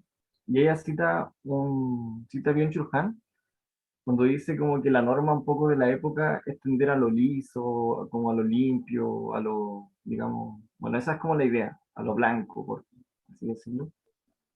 Hay otro texto de Churhan que el de eso, de hecho, habla sobre el poema y dice un poco en un momento que el tema del miedo eh, es como necesario a la identidad, como que no hay algo, no es algo de lo que hay que escapar, porque permite como a la identidad como enfrentarse a eso negativo y que dentro de cosas, digamos, que le permiten como al humano esa instancia, el poema también es como, la escritura de poesía es como un enfrentarse a ese, digamos, a eso otro, como que no podría escribirse poesía bajo las normas como digamos, de la época de como de que lo negativo es malo, como que no hay que hablar de eso o cosas así. Y que de hecho tiene que ver un poco con el estigma que tiene la poesía, no solo como el que mencionas que no está, porque ese estigma como de la emoción en el poema que se quiere un poco así como, o sea, ese prejuicio más bien, que como un prejuicio que lo ve inferiormente, también hay un prejuicio a la poesía en general, porque no sé, uno dice, no, hace poesía demasiado sensible, no sé qué, no. Pero a veces cuando una persona, por ejemplo, que está acostumbrada a esa idea del poema, ve, no sé, un poema más experimental, por ejemplo, o algo no tan tradicional, también lo rechaza desde otra vereda. Es como, no, no sé, esto no tiene ningún sentido. Entonces, como que a veces no queda ya cabida a la idea del poema en sí. Me, Sí, me da lo que pasa es la... que Yo creo que tenemos que primero sacar la palabra negatividad de lo negativo. O sea, negatividad y negativo Claro. no son lo mismo, ¿cachai? Como yo, de hecho, pensaría, cuando ella piensa la palabra negatividad, no sé si conscientemente o no conscientemente, yo lo pienso desde una cosa como más hegeliana. O sea, una fuerza que se oponga a lo instaurado, ¿no? Como en ese sentido. Y en ese sentido, toda negatividad tiene una enorme potencia en la medida en que cuestiona lo dado. Y pensar esa fuerza, yo lo pienso en términos de fuerza, esa fuerza negativa en el poema tiene que ver con un lugar, como les decía al principio, que cuestiona reflexivamente incluso, no solamente emocionalmente, el orden del mundo, ¿no? Su jerarquía, ahí donde, no sé, lo más importante, o sea, como que el mundo está jerarquizado entre cosas importantes e irrelevantes, la poesía puede hacer de lo relevante, de lo irrelevante, ponerle una lupa a lo irrelevante o a lo microscópico para generar una intensidad desde eso pequeño, ¿no? Eso por un lado. Y por otro lado, en relación a qué pasaría si uno escribiese en positivo, ¿no? Si uno escribiese en positivo, no me estoy refiriendo así como piensa positivo el comercial, ¿no? Sino que pienso como, si uno escribiese en positivo sería una afirmación del mundo, ¿no? O sea, pura afirmación. ¿Qué es la pura afirmación del mundo? Desde el lenguaje estoy pensando, ¿quién hace esa tarea? Yo diría que la que hace esa tarea es la publicidad, el periodismo, el eslogan, etcétera, ¿no? Y la lista está total, el cliché mismo, ¿no? La metáfora, digamos, común, hace del mundo pura afirmación. Entonces, lo que hace el poema como un lugar de negatividad, es decir, como una fuerza que se opone, es volver infamiliar ese lugar común, es volverlo extraño, es volverlo singular, es cuestionarlo, ¿no? O sea, la poesía como cuestionadora de mundo, sin duda nos lleva a un lugar reflexivo, ¿no? O sea, como si hay un poema que está cuestionando cómo funciona el mundo, eso te lleva a un pensamiento. Eso no quiere decir que el pensamiento esté en el poema articuladamente, o que el pensamiento sea o sea, o que el poema sea un ensayo, sino que de alguna manera estimula el aparato cognitivo, la sensibilidad, para que el mundo se pervierta, ¿no? O sea, es un sistema de perversión, perversión en el mejor sentido de la palabra. Entonces creo que es importante pensar la negatividad como una fuerza que se opone a lo dado, ¿no? De hecho, me suena como la concepción que tiene ella, como siguiendo la línea de lo que tú dices. Me recuerda a eso que decía eh, Chantal Maillard, no sé cómo se dice, Sí, lo Chantal cuando dice Maillard.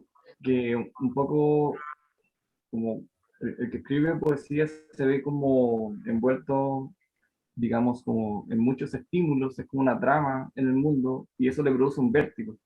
Es como que la poesía apunta a ese vértigo, es como, por eso no podría ser como una enunciación en positivo, porque se Claro. pierde todo ese vértigo. Bueno, para Heidegger, esto en ¿Y para qué poetas?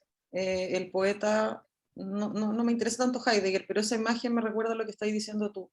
El poeta es quien está en el abismo, ahí donde toda la humanidad lo está, pero el poeta abre los ojos en el abismo, ¿no? Y lo ve. Esa sería la diferencia entre poetas y no poetas, ¿no? Quien abre los ojos ante el abismo y quien los cierra. Castaña. Sí, hola. Ahí dice Hola. Castaña, pero soy Amanda, en realidad. Me imaginé, pero bueno. El computador con el usuario Castaña, por eso. Ya, yo quiero, así muy en breve, porque sé que estamos en la hora, agradecer el espacio de diálogo y rescatar, como en líneas muy generales del texto de Alicia, la posibilidad que ella construye en cómo desarrolla el texto, de poder encontrar un centro entre esta enorme dicotomía que va construyendo con los contrastes sujeto-objeto, emoción, técnica, etc. Entonces se hace posible pensar en un pensamiento que puede ser sintiente y en un sentimiento, emoción que puede ser reflexionado. Y me parece como tamaño en realidad lo que la propuesta de poder sanar esa dicotomía, porque finalmente es algo que está arraigado en toda nuestra articulación social. Entonces, ese pensamiento está actuando todo el tiempo en cómo, no sé, en la pedagogía, en cómo vamos construyendo mundo finalmente. Entonces, no solo es percepción del mundo y desafiar eso que está tan arraigado, esa dicotomía insalvable, sino que también es como finalmente desde eso vamos construyendo. Entonces me parece interesantísimo lo que puede empezar a pasar cuando uno indaga en que dialoguen estas dos capacidades, que son capacidades ambas humanas, sin demonizar ninguna de las dos, sino que ir despejando cuál es el justo lugar que le cabe a cada una y cómo entran en conversación y finalmente se ayudan. Y entonces, no sé, por ejemplo, hay proyectos como Mar Adentro, no, la Fundación Mar Adentro, no sé si la ubican. Ellos han hecho, han invitado a la poesía a entrar en indagaciones de investigación ecológica, por ejemplo, y van sucediendo situaciones sumamente interesantes. Y entonces esto puede empezar a entrar y a hacer más espacio, porque hoy en día no hay mucho espacio como para que se produzca este diálogo.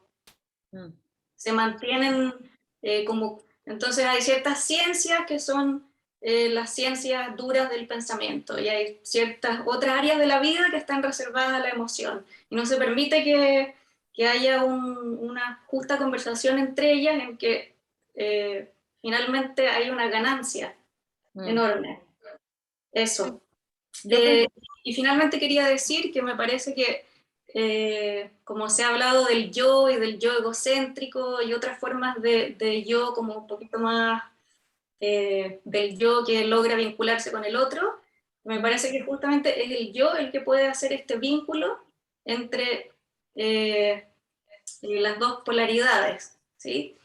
Entonces, por ejemplo, cuando uno se propone enfrentarse al mundo con ojos nuevos, como si nunca lo hubiese visto, que es lo que hace el niño, ¿no es cierto? Como en forma espontánea, eso es una propuesta del yo. El yo se propone salir de la forma usual de ver las cosas, de lo estático, de lo que ya está dado, y se propone esta reorganización y este nuevo entretejer de mis percepciones del mundo que desembocan en el lenguaje. El yo es el que puede hacer eso finalmente, el que se pone en ese lugar.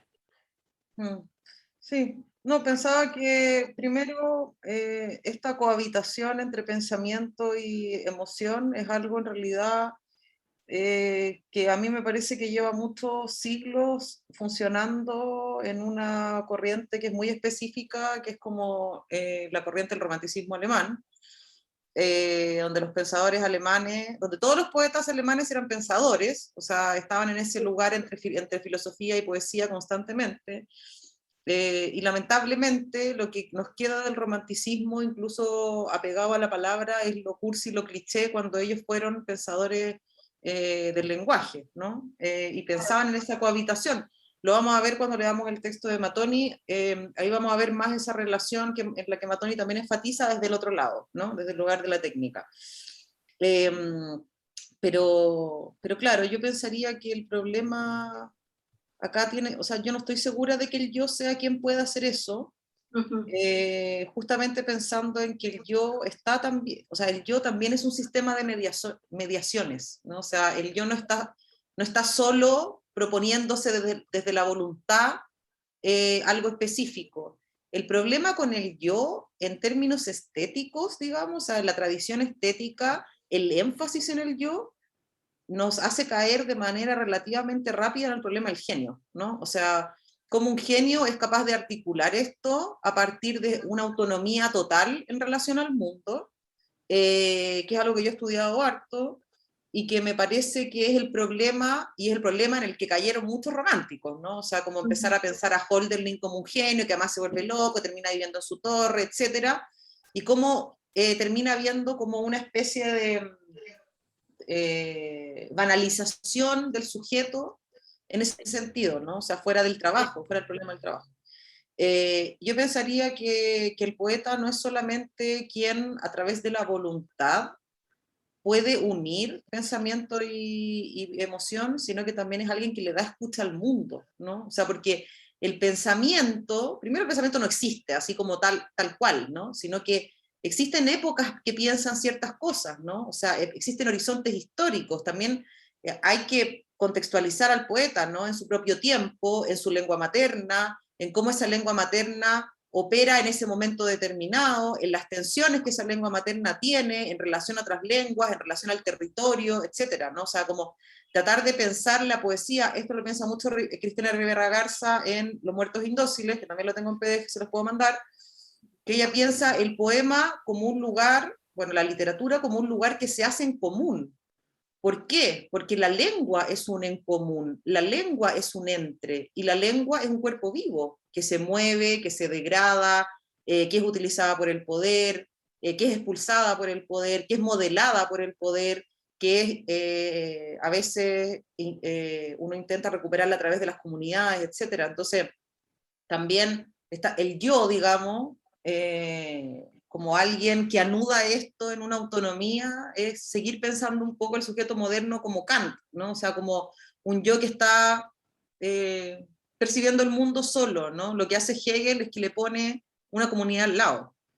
Y dice, bueno, el yo en realidad está mediado todo el tiempo, ¿no? O sea, está mediado por el otro. El yo entra y sale de sí mismo y en esa salida se toca con los otros, se toca con las cosas, se toca con el lenguaje, etc. Entonces yo creo que para salir de la mística del genio, que es algo que piensa Matoni, hay que dejar de pensar en el yo como un sujeto autónomo, de alguna manera, o que esté elaborado a partir de su pura voluntad. Hay otras fuerzas también que están vinculadas. Me parece importante eso, ¿no? O sea, como hacer ese énfasis. Gracias, Amanda. Sofía, y con la Sofía terminamos. Quería preguntarte si piensas que habría que hacer una distinción entre emoción y emoción poética. Por ejemplo, Valery plantea que la emoción poética,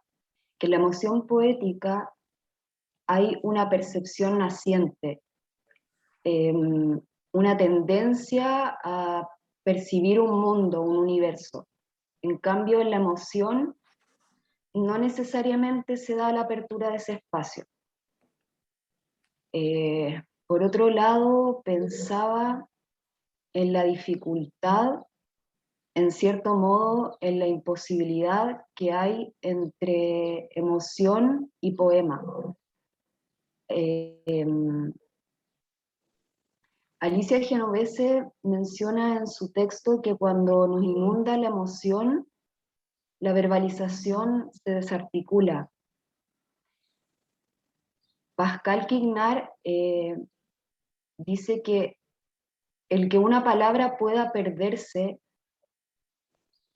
si no me equivoco, dice, quiere decir que la lengua no es nosotros mismos. Entonces, claro, pienso en que si hay algo que es ajeno a la emoción, si hay un espacio que es incómodo a la emoción, son precisamente las palabras. Y pienso que es como, a ver, tratar de domesticar a un animal encerrándolo en un zoológico, quitándole las connotaciones negativas o quizá no quitándoselas, podríamos decir que eso puede equivaler a la relación que hay entre emoción y palabra. Y esto lo digo porque me parece que las palabras no son el hábitat natural de la emoción. Es que yo creo que ya pensar el hábitat natural de algo es muy esencialista, ¿no? O sea, como... Sí, pero lo digo como para aclarar. Quizás es muy burda la forma en que lo dije. Pero claro, Sí, pero... en ese sentido, espera, pensaba también en la imposibilidad de quien escribe, en cómo esa persona tiene que lidiar con esa imposibilidad de hacer pensar a la emoción en el poema, de hacer que la emoción viva en las palabras. Y claro, acá también vuelvo a Quignard, porque Quignard también dice, el poema es el nombre encontrado, es el cuerpo hecho lengua. Ese es el poema, dice él. También me acuerdo de una relación que establece Valery que dice,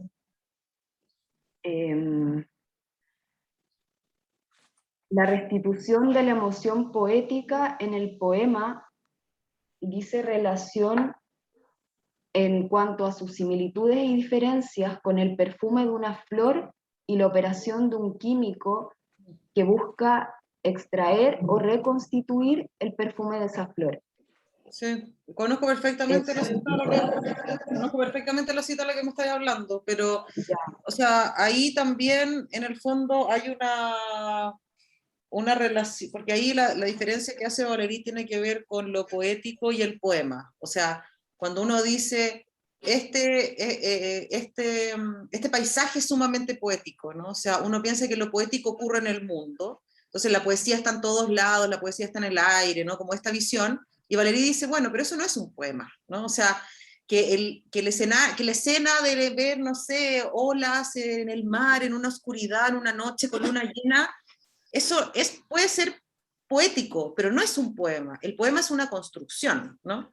Entonces esa es la diferencia que hace Valéry entre lo poético y el poema específicamente, y a él lo que le interesa es el poema como reconstrucción de ese sentimiento poético, ¿no? Pero claro, uno que es una visión, Valéry es un autor igual bien clásico, ¿no? Es de nuevo la visión de lo prepoemático, ¿no? O sea, pensar el poema como la reconstitución de algo que ocurre en la vida, en el fondo, o que uno experimentó en la vida. Esa es una posibilidad de verlo, y en esa medida... Pero no el poema, sino la emoción. Que es distinto al poema. No, digo reconstruir esa emoción que uno sintió como poética, ¿no? En el poema. Claro.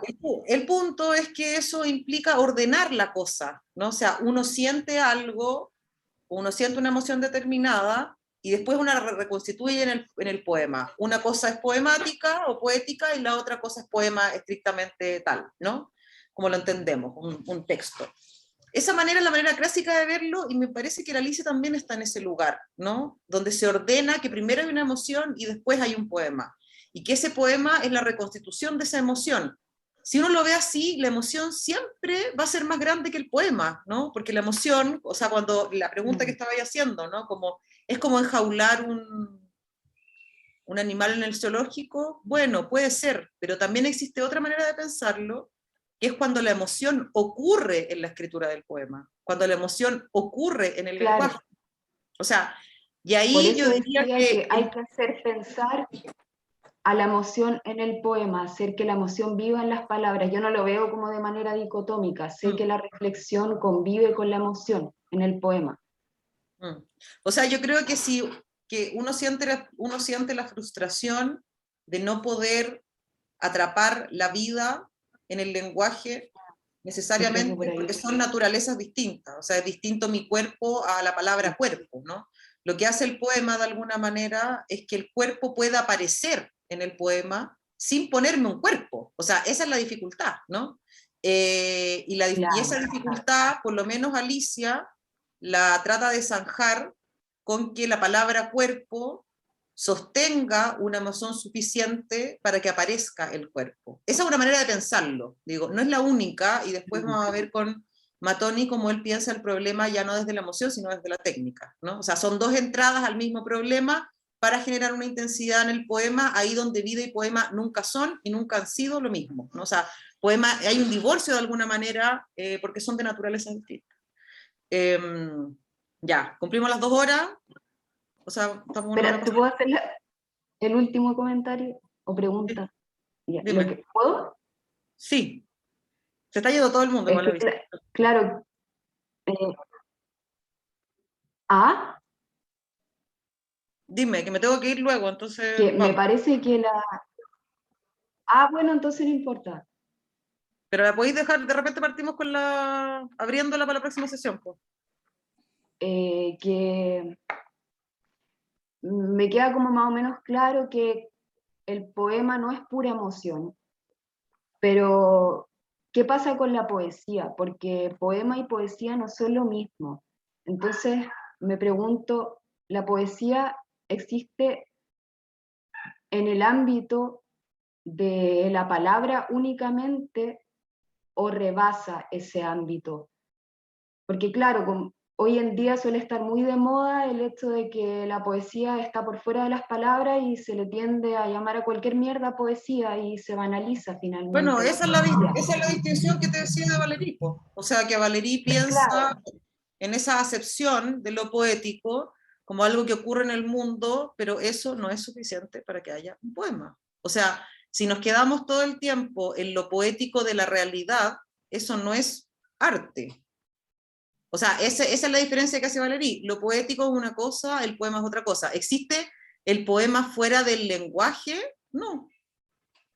No existe. Lo No, poético, no el poema, la poesía. Porque en es un poema que puede o no puede haber poesía. ¿en un poema puede o no puede haber poesía? Yo pienso que sí. Bueno, tendríamos que pensar que la poesía es una creación humana, en el fondo, como es la pintura o como lo es, no sé, la danza, en el campo de la estética, ¿no? Y en esa medida lo que te respondería un autor como, no sé, Mesonich o el mismo Valéry sería que no. Pero obviamente es un problema de perspectiva, ¿no? En mi caso, y creo que justamente por eso estoy pensando en la dialéctica entre poema, o sea, entre técnica y poesía, y entre poesía y emoción, y entre técnica y emoción, es dejar de pensar que la poesía ocurre simplemente, sino que hay un trabajo detrás, desde la visión del artesano, por ejemplo, nietzscheano, de pensar que el poema es algo que el sujeto hace en una comunidad determinada, en una lengua determinada, pero no es algo que te ocurre, ¿no? No es algo que simplemente ocurre. Eso lo vamos a ver más cuando pensemos el problema en la técnica, chiques, y los dejo ahora. Les pido que para Gracias, la próxima sesión Julieta. lean el texto de Matoni, y bueno, les mando un beso a todos, a todes, y que tengan buen fin de semana. Julieta, Sí, ¿te puedo hacer una pequeña consulta técnica? dime. Es que yo el próximo sábado no voy a poder estar porque tengo que gestionar una salida a campo. Entonces, te quería consultar cómo me puedo enterar si es que, si es que este curso se va a seguir prolongando por más días como lo habías propuesto al principio de la Yo no sesión. voy, no voy a prolongar nada. Lo que se prolongó fue que en vez de 1 hora duró 2 horas, pero no lo voy a prolongar. Ya, eso. Pregúntale a la organizadora si te puede mandar la grabación porque la estamos grabando. Perfecto. Eso, un Gracias. besito. Gracias, Julieta. Chao, que estén bien. Chao, gracias.